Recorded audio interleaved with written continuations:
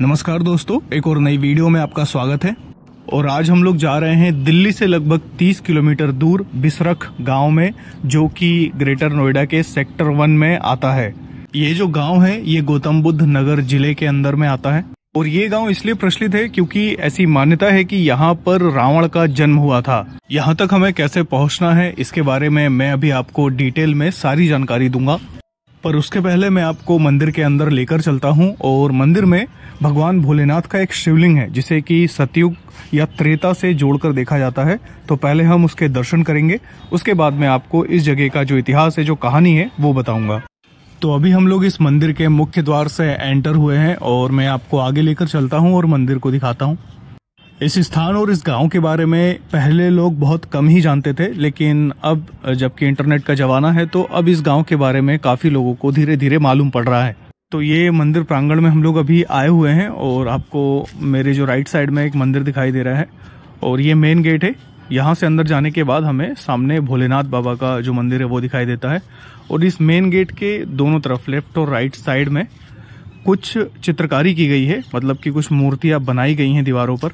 इन दीवारों पर रावण की प्रतिमा उकेरी गई है, जो कि आपको दोनों साइड देखने को मिलती हैं। और अब हम लोग आगे चलते हैं मंदिर के अंदर। यहाँ पर जो आसपास के लोग हैं या फिर जो साक्ष्य मिलते हैं उसके अनुसार ये जो गांव है ये रावण के जो पिताजी थे महर्षि विश्रवा, उनके नाम पर इस जगह को विश्वेश्वरा के नाम से जाना जाता था, जो कि समय के साथ साथ बदलकर बिसरख रख दिया गया है। तो अब आज के समय में लोग इसे बिसरख गांव के नाम से जानते हैं। ऐसी मान्यता है कि शिव पुराण में भी इस स्थान का जिक्र मिलता है और रावण के जो पिताजी थे महर्षि विश्रवा, उनका जन्म स्थान भी यही है। महर्षि विश्रवा के पहले जो उनके पिताजी थे महर्षि पुलस्त्य, जो कि ब्रह्मा जी के मानस पुत्र भी माने जाते हैं, वो इस स्थान पर अपनी कुटिया बनाकर भगवान भोलेनाथ की तपस्या और पूजा किया करते थे। ये आप लोग जिस शिवलिंग के दर्शन कर रहे हैं, ऐसी मान्यता है कि त्रेता युग में ये शिवलिंग अपने आप ही यहाँ पर प्रकट हुआ था, जिसकी सेवा महर्षि विश्रवा जी ने अपने हाथों से की है। ये एक अष्टकोणीय शिवलिंग है जो कि स्वयंभू है, इसे किसी ने निर्माण करके यहाँ पर स्थापित नहीं किया है।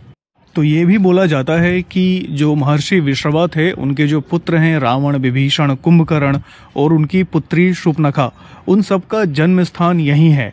और कुछ लोग ये भी मानते हैं कि वो लोग यहाँ पर अपने बाल्यकाल में पले बढ़े हैं। मैं आपको मंदिर प्रांगण के चारों तरफ का अगर दृश्य दिखाऊं तो ये मंदिर चारों तरफ से घिरा हुआ है और काफी शांत माहौल है इस स्थान पर। अगर आपने हमारे चैनल को सब्सक्राइब नहीं किया है तो आप प्लीज इसे सब्सक्राइब कर लीजिए, इससे हमें मोटिवेशन मिलता है इसी तरह की और भी नई नई लोकेशंस आप लोगों के लिए ढूंढ के लाने का। तो अब वीडियो में हम लोग आगे बढ़ते हैं और मैं आपको कुछ और रोचक तथ्य इस गांव के, इस क्षेत्र के बारे में बताता हूं। जो बिसरख गांव है, यहाँ पर कभी भी रावण दहन नहीं किया जाता है। आमतौर पर पूरे देश में रावण दहन किया जाता है हमारे भारत के अंदर, लेकिन पूरे भारत में ये जो बिसरख गांव है यहाँ पर रावण दहन नहीं किया जाता। कि आपको यहाँ पर आसपास कुछ दुकानें वगैरह जो हैं वो भी रावण नाम से ही देखने को मिल जाती हैं।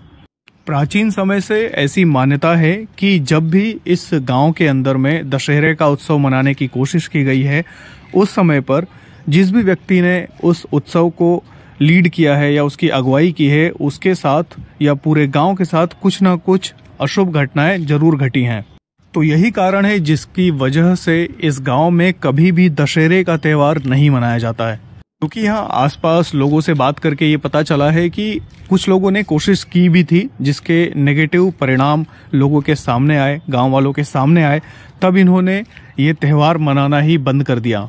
और अभी आप लोग जो ये दीवारों पर चित्रकारी देख रहे हैं, काफी सुंदर चित्रकारी की गई है। यहाँ भगवान भोलेनाथ, कुमार कार्तिकेय, भगवान गणेश, लगभग पूरा शिव परिवार यहाँ पर बना हुआ है, जिनके दर्शन आप कर सकते हैं। तो चलिए मैं आपको एक बार और मंदिर के अंदर लेकर चलता हूँ।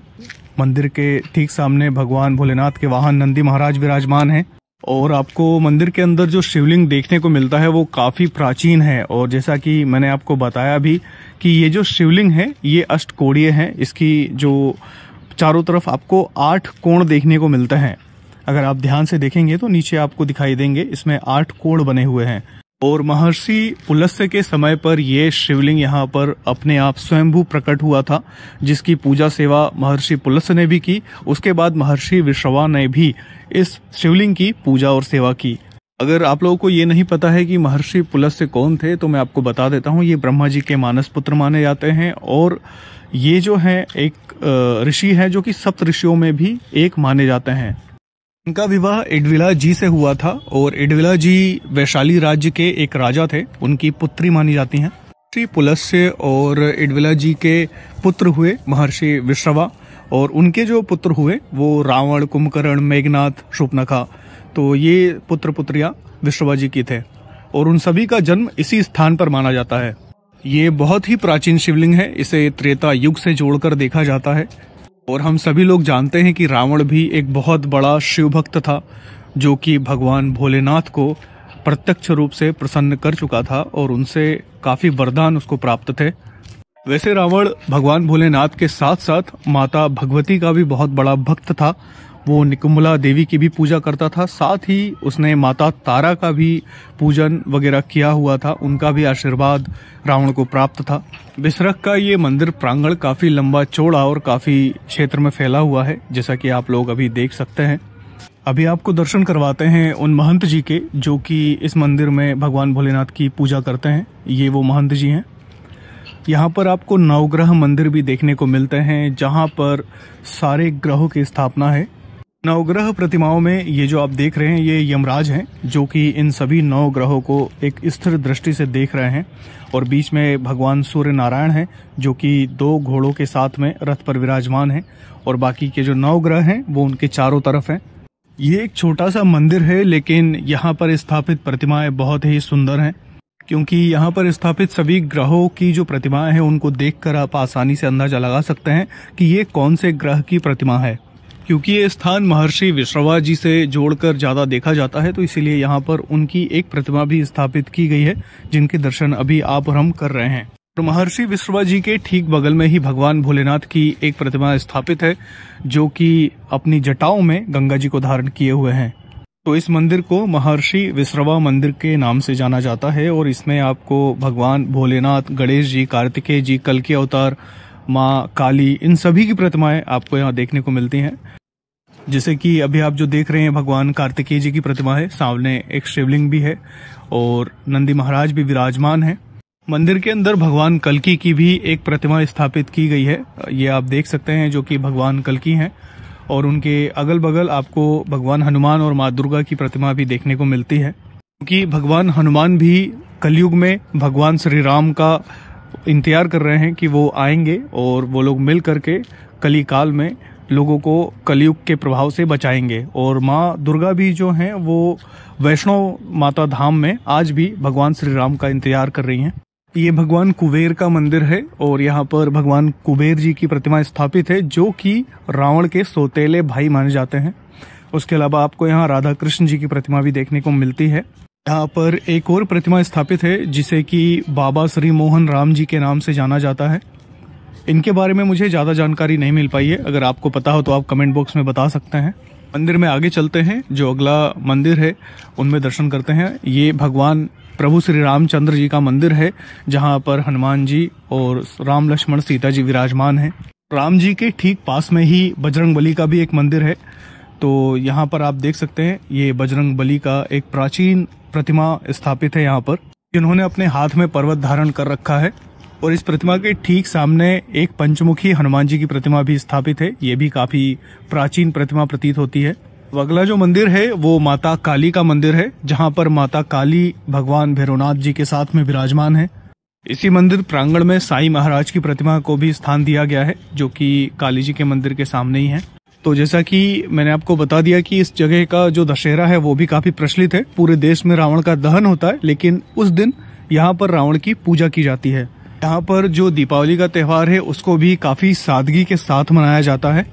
तो अब मैं आपको ये बता देता हूँ कि ये मंदिर कब से खुला रहता है। तो ये सप्ताह के 7 दिन खुला रहता है, आप यहाँ पर कभी भी आके आराम से दर्शन कर सकते हैं। तो ये जो मंदिर है ये दिल्ली से लगभग 30 किलोमीटर की दूरी पर है और आप यहाँ तक बाय रोड अपनी प्राइवेट व्हीकल करके या फिर पब्लिक ट्रांसपोर्ट से भी यहाँ तक पहुँच सकते हैं। आपको नोएडा होते हुए यहाँ तक पहुँचना होता है। मतलब कि पहले दिल्ली से नोएडा और फिर बिसरख। दिल्ली से नोएडा होते हुए NH-24 एक्सप्रेस वे से आप यहाँ तक आसानी से पहुँच सकते हैं। बिसरख गांव तक सीधी कोई मेट्रो नहीं है, पर आप इसके जो नज़दीकी मेट्रो स्टेशन है वहां तक आ सकते हैं और फिर वहां से ऑटो या अपनी प्राइवेट टैक्सी वगैरह करके यहां पर पहुंच सकते हैं।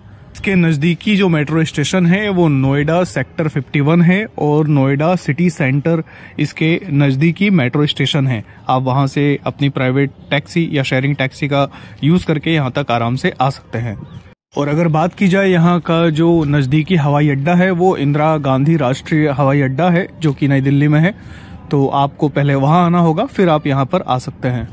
दोस्तों, आज की इस वीडियो में इतना ही। हम आपको मिलेंगे इसी तरह की एक और नई वीडियो में। और अगर आपने हमारे चैनल को अभी तक सब्सक्राइब नहीं किया है तो आप प्लीज़ इसे सब्सक्राइब कर लीजिए और कमेंट बॉक्स में ज़रूर बताइएगा आपको हमारी ये वीडियो कैसी लगी।